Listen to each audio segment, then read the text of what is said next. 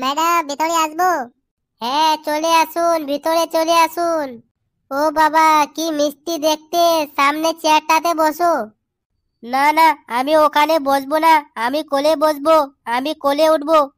বাবা ওই রকম করতে নেই বাবা, এটাতে বসো। ম্যাডামের সামনে একটু বসো। তুমি ইন্টারভিউটা দিয়ে নাও, তারপরে কোলে উঠবি। হ্যাঁ বাড়ি যাবো তাহলে, বসবো না আমি একা, আমি কোলে বসবো। আচ্ছা আচ্ছা ঠিক আছে, এক কাজ করুন, আপনি ওখানে বসুন, ওকে কোলে নিয়ে বসুন, তারপরে আমি কোশ্চেন করছি। আচ্ছা বলো তো, ওকে নিয়ে এসেছেন এইভাবে কেন? একটা জামা তো পরে আনতে পারতেন, এইভাবে খালি গায়ে নিয়ে চলে এসেছেন। আর বলবেন না ম্যাডাম, এত বুঝিয়ে একটা গেঞ্জি পরাতে পারলাম না। এই বাবার মতো হয়েছে, বাবার মতো কি ওর উপরে হয়েছে।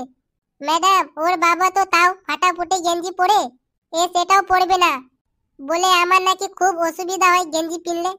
মিস্টার ফুটো, এরপরে কিন্তু ওকে স্কুলের ড্রেস পরে আনতেই হবে, কারণ এখানে আরো বিভিন্ন রকমের বাচ্চা আছে তো। এটা কিন্তু কোনো সত্যিই করতেই হবে। ও নিয়ে আপনাকে চিন্তা করতে হবে না, ওর ব্যাপারটা আমি ঠিক করে দেব ম্যাডাম। আচ্ছা ঠিক আছে, এবার বলো তো তোমার নামটা কি? কেন? কেন আমি আমার নামটা আপনাকে বলবো কেন? মা বাবা আমাকে বলেছে বাইরে কাউকে তুমি নাম দাম কিছু না বলতে, তার সাথে না যেতে।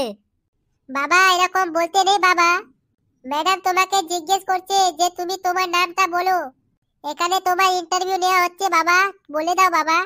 ঠিক আছে তুমি যখন বলছো তখন বলছি, আমার নাম ফাটা। ও বাবা কি সুন্দর নাম, কিন্তু বাবা শুধু ফাটা বলতে নয়, টাইটেলটা তো বলতে হয়, টাইটেলটা বলো। ফাটা ঢোল। আচ্ছা ফাটা, তুমি একটা কবিতা বলতে পারবে নাকি? দেখো দেখো, তুমি আমাকে কথায় নিয়ে এসেছো আমাকে ইন্টারভিউ দিতে, এই ম্যাডাম তো কবিতাও জানে না দেখছি, আমাকে জিজ্ঞেস করছে কবিতা বলতে। না বাবা ওই রকম বলতে নেই বাবা, ম্যাডাম সব জানে। আসলে তুমি জানো কি না সেই জন্য তোমাকে জিজ্ঞেস করছে, তুমি একটু বলে দাও এই কবিতা। আতা গাছে তোতা পাখি, ডালিম গাছের মৌ, এত সুন্দর দেখতে তুমি হবে আমার বউ। ও বাবা রে, এটা কি কবিতা হলো? বাবা এভাবে কবিতা বলতে নেই বাবা, ঠিকভাবে বলো, আন্টি কিন্তু রাগ করবে। ম্যাডাম কিছু মনে করবেন না, একটু দুষ্টমি করে ফেলেছে। ও না না ঠিক আছে ঠিক আছে, বাচ্চা ছেলে তো দুষ্টামি করবেই। বলো বাবা কবিতাটা একটু ঠিকঠাক করে বলো। আতা গাছে তোতা পাখি, ডালিম গাছে মৌ, হিরে দাদার মোর মোরে ধন ঠাকুর দাদার বউ। বাহ খুব সুন্দর হয়েছে। বলছিলাম কি বাবা ফাটা, স্কুলে তোমার আসতে ভালো লাগবে? না, স্কুলে আসতে আমার একদম ভালো লাগে না। তাহলে তোমার কি ভালো লাগে? আমার সারাদিন খেতে আর ঘুমাতে ভালো লাগে। আচ্ছা এবার বলো তো, তুমি বড় হলে কি হতে চাও? বড় হয়ে আমি ডাক্তার হব। হ্যাঁ ভীষণ ভালো কথা, কিন্তু তাছাড়া তোমাকে অনেক পড়াশোনা করতে হবে।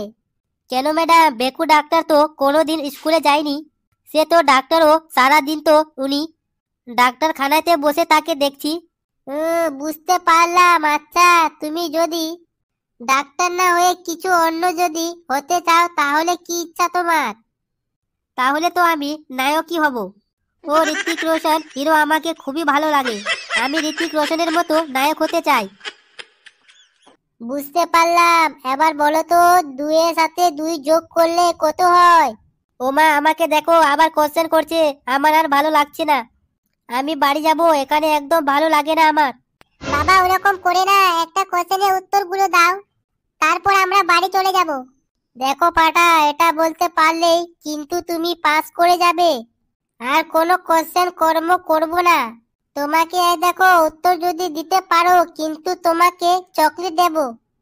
এ তো অনেক সহজ, দুইয়ের সাথে দুই যোগ করলে 4 হয়, তিনের সাথে 3 যোগ করলে 6 হয়, 4-এর সাথে 4 যোগ করলে 8 হয়।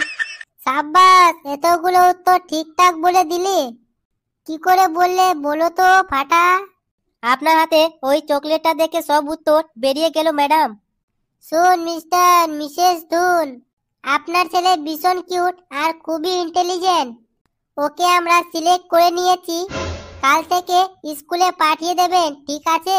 আর বাবা ফাটা, একদম ঠিক সময়ের মতো বাবার সাথে স্কুলে চলে আসবে আর মন দিয়ে পড়ালেখা করবে।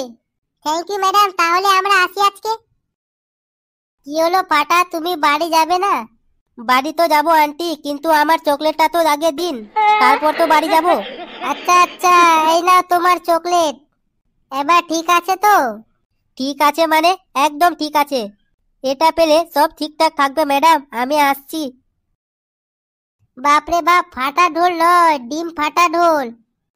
তো বন্ধুরা, যারা যারা ভিডিওটা যদি ভালো লাগলো অবশ্যই লাইক করবেন আর শেয়ার করবেন, আর চ্যানেলটিকে সাবস্ক্রাইব করে এরকম মজার মজার ভিডিও দেখার জন্য।